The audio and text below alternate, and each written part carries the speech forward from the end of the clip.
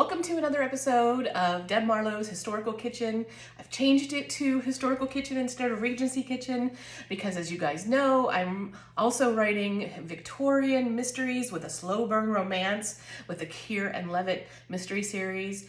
And this recipe is actually inspired by a scene from Murder on the Mirrored Lake, which is the third book in the Keir and Levitt mystery series.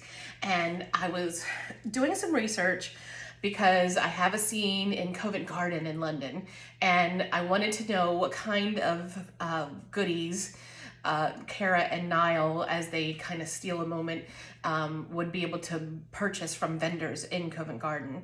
And I came across a reference to Coventrys, which was a pastry. So I did some research and I found out that a Coventry is a jam puff, but there's also a thing called a Coventry godcake, which is similar, but has some association with the city of Coventry and some religious significance, and is made with mincemeat instead of jam. So today I'm going to show you how to do both.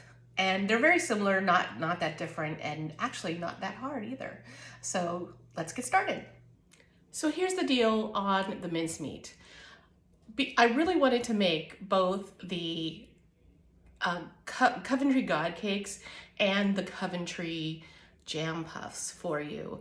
I really have been hoping and wanting to make a real traditional mincemeat, make a video where I create it, the really traditional medieval kind with suet and meat in it and everything. But when I went to go investigate the ingredients, I cannot get suet right now in my area. I can get it as a seasonal item, so that's gonna have to wait a couple months before I make that video. So I thought, oh, I'll just, a lot of modern UK people get their mincemeat in a jar, right? So I'll just get a jar and use that.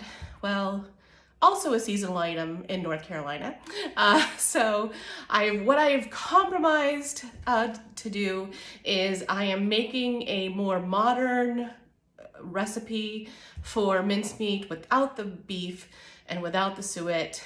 And I'm going to throw that together today to use in our Coventry godcakes. I'm going to show you the ingredients here.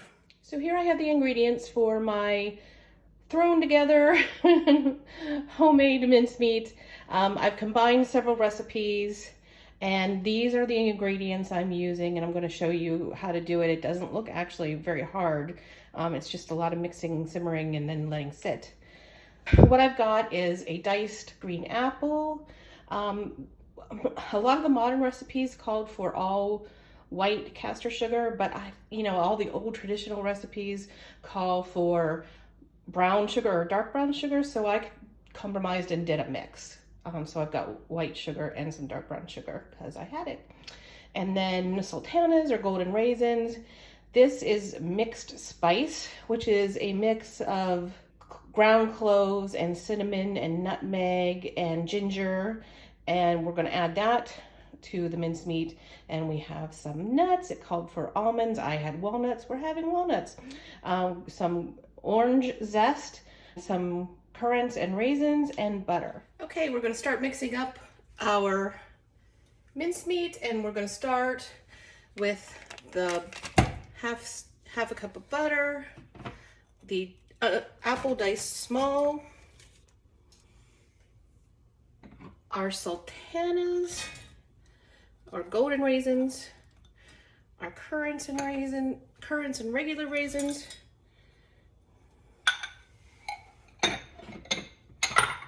and our sugar. And we're going to mix that up and cook it on low heat until the butter has melted. Okay, our butter is all melted, and we're going to add in our nuts,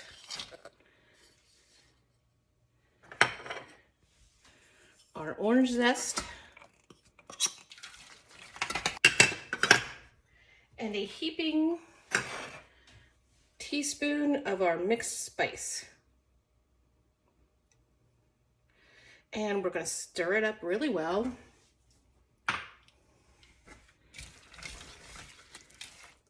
It looks good, it smells good. And we're going to let it cook and simmer. We're going to bring it up to a simmer and let it stay there for about 10 minutes.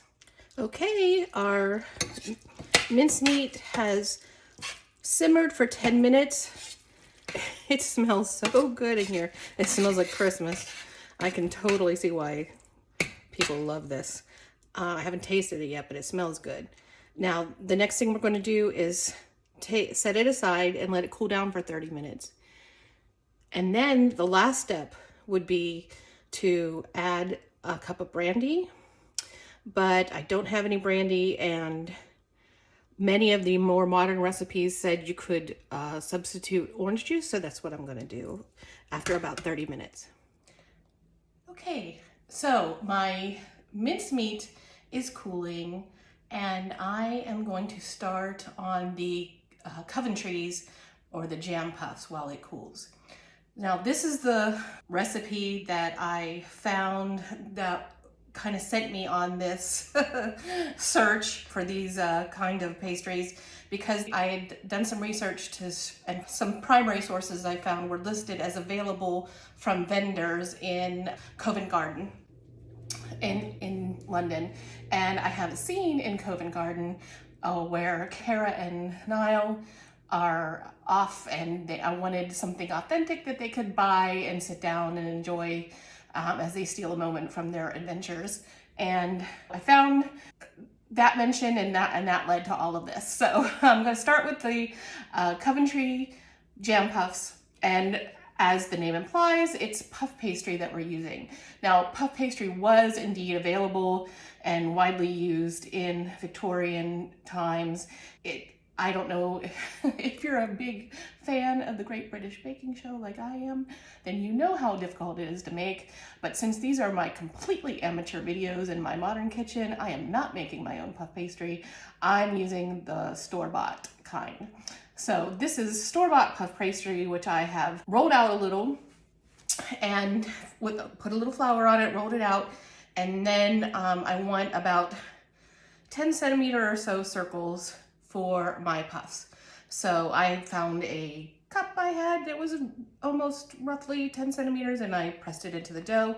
And now I'm going to separate them, and we're going to start constructing our jam puffs. Okay, we're ready to start our jam puffs. My mincemeat is cooling, so I'm going to start with the Coventry jam puffs.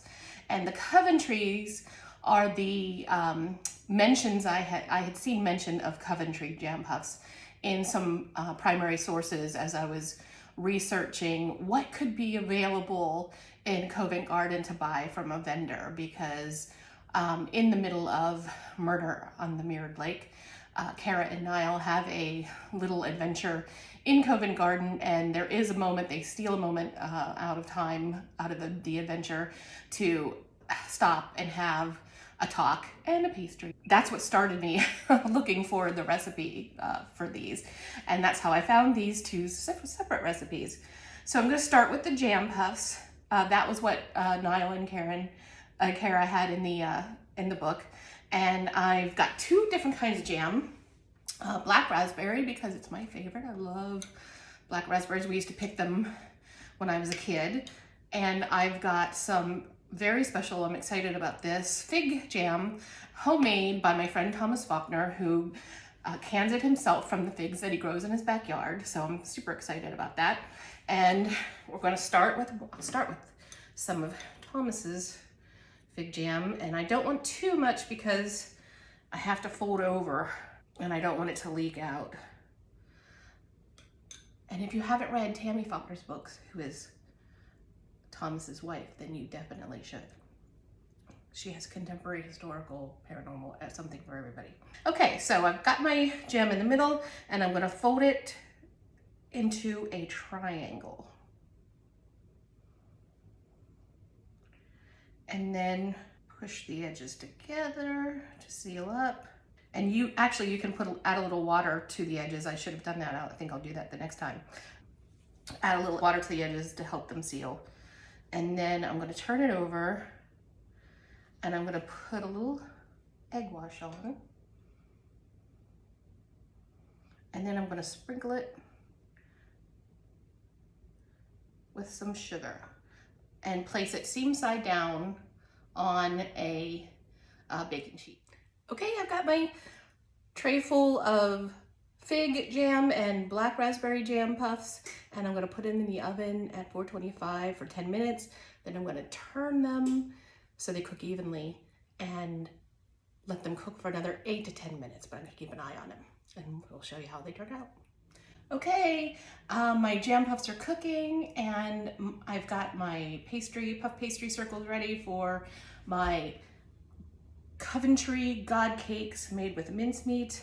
And here's some of the mincemeat. It's all cooled and I've added the orange juice instead of brandy. And I did take a little taste and it's so good. As an American, a lot of times when we hear mincemeat, we think ground meat, like hamburger meat. And so hearing mincemeat pies growing up, I was always like, oh no.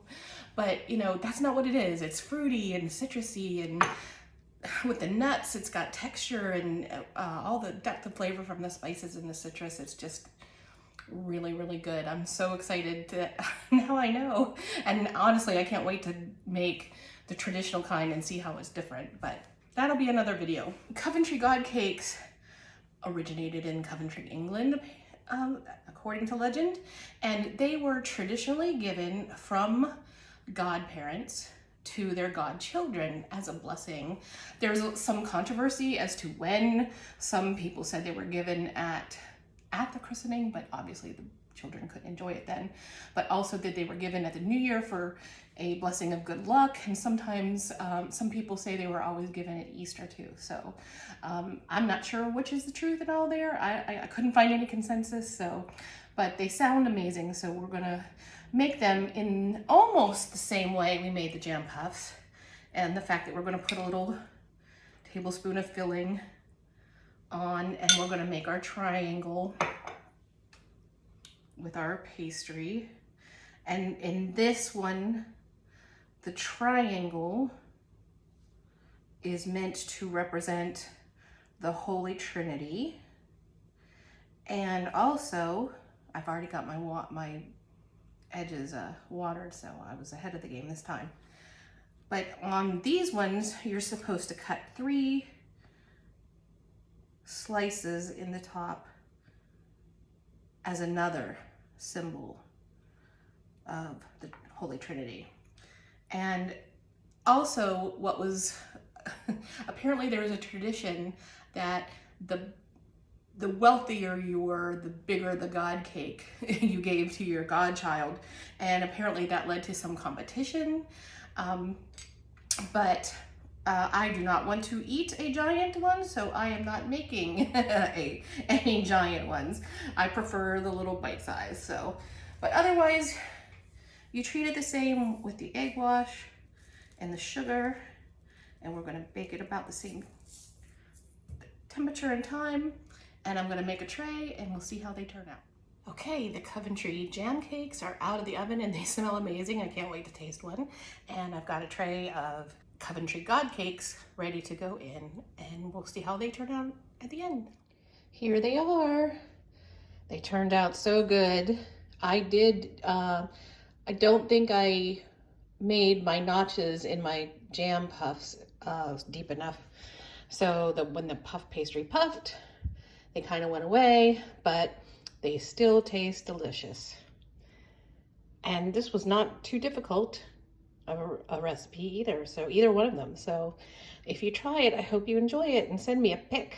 And when you eat one, think of Kara and Niall in Covent Garden enjoying their Coventrys. I'll put the recipe on my website for anybody who wants it.